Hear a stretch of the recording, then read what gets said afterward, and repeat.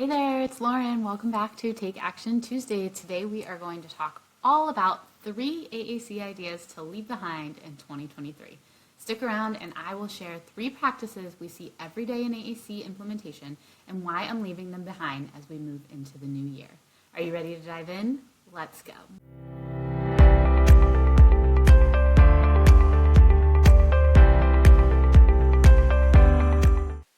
I am super excited about today's episode because in the field of AAC, we are constantly learning and evolving and changing our practices to better meet our AAC users' needs and better meet the needs of the disability community as a whole. With that, we really want to take the time to reflect on our own practice and make sure what we are doing is supporting and genuinely supporting our AAC users. So today, I'm going to talk about 3 things that I think we can leave behind in 2023 and move forward to a new year and better support for our AAC users.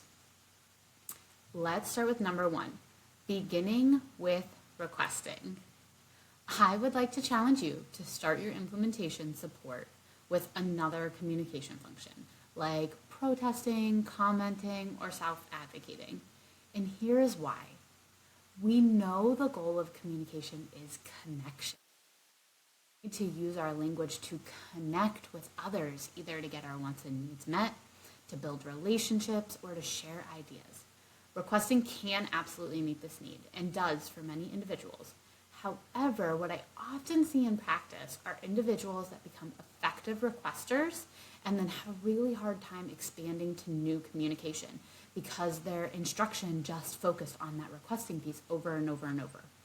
Not to mention that we often forget to expand from I want. And I don't know about you, but I don't frequently use I want to request things. There's so many other ways that we can request it and show that requesting without using those specific 2 words. So when we focus our implementation on requesting, we then create this environment that really favors requesting. So you do more of it throughout the day. You start to embed more choices and leave things out of reach or in the cabinet. And don't get me wrong, this is important. Requesting is important. But when we switch our mindset to something more like commenting, we're now expanding on what that environment looks like. So we're not always presenting options. Now we're talking about what we see or how we feel and providing a ton more vocabulary to teach our AAC user in the process. Now, if this sounds a little familiar, it should. One of the things that we advise new parents with babies at home is to narrate their day. This goes for AAC users too.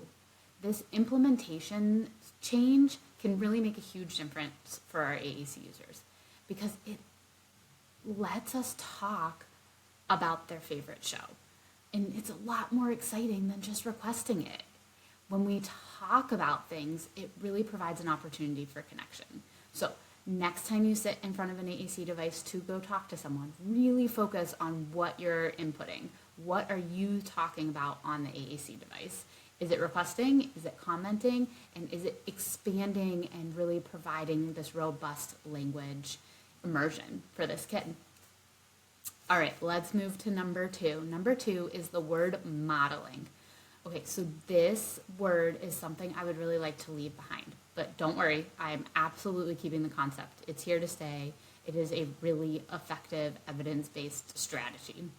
But what I'm referring here to is modeling itself, the word modeling. Most individuals are often talking about using the AAC device to talk to their AAC users, selecting on the buttons on the device and referencing what you said and then creating a conversation around that. So if I'm playing bubbles, I might say big bubbles, I look at the big bubbles, and then we move on. That component of modeling. But what I find is there is a small distinction between what modeling is and then what aided language input is. And aided language input is that evidence-based strategy. But at this point, like the distinction between the two, no one really acknowledges. Aided language input is evidence-based, so this idea and concept are incredibly important and need to be added into your daily routine.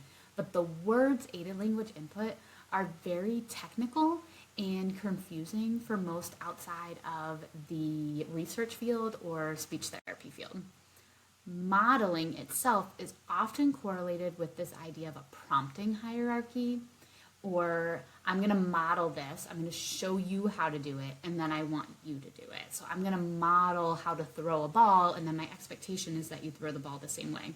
So we have to be cautious about these terms, and with keeping all this in mind, the goal here is to communicate in the modality that the individual uses so that they can learn how to do it too.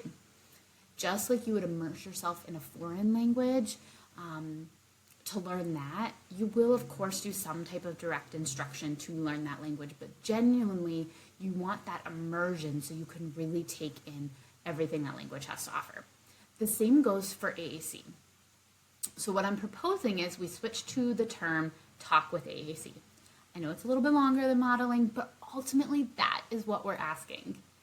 That is what we want other people to do. We want them to talk with AAC. And I like this term because it covers all AAC. It's not just talking about high-tech devices. If you are using a core board, we're going to talk to you with your core board. If you are using a high-tech AAC device, we're going to talk to you with your high-tech AAC device. We provide an immersive environment, so we're letting them listen, explore, and learn new language. So what I want to keep is this idea that we are going to talk on the device all the time. But this specific word modeling, I think we should start to move away from. And I know it's something that's going to be harder for me. I've already written it like 6 times since I wrote this. But I think Talk with AAC gives us a much more clear and succinct way to share our expectations with others. Alrighty, so number 3. I want us to leave behind the idea that SLPs own AAC. And before you tell me no way, and I know this could potentially be controversial, I want you guys to hear me out.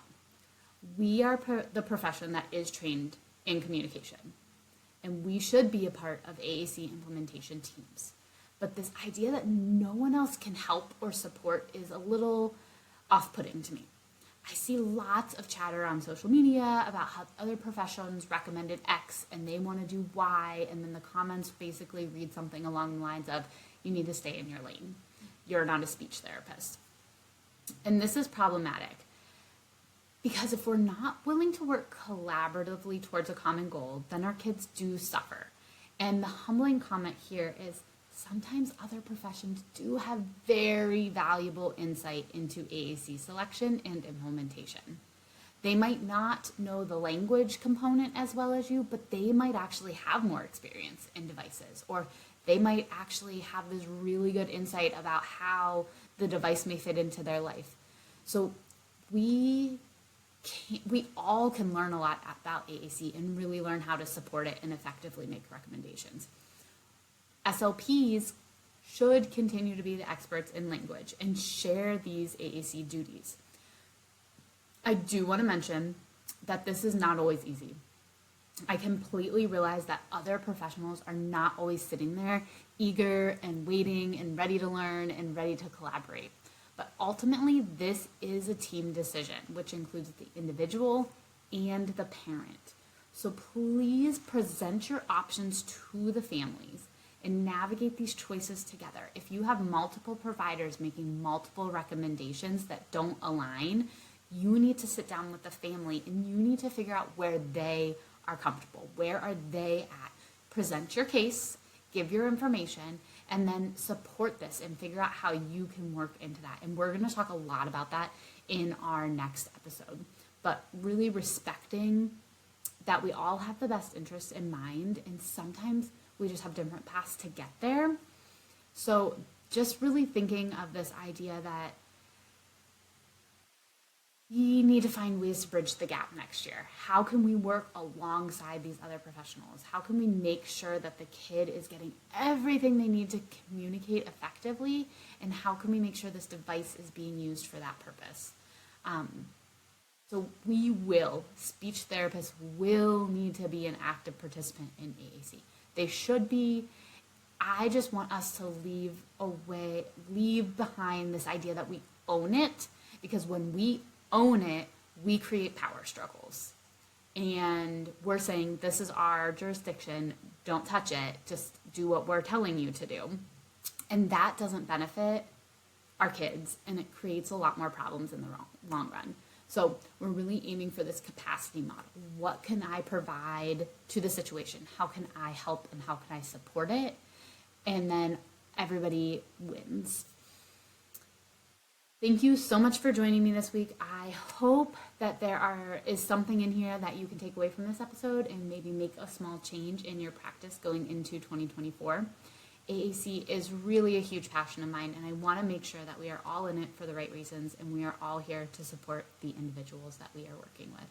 I will see you in 2024 when we talk all about mindset and communication beliefs.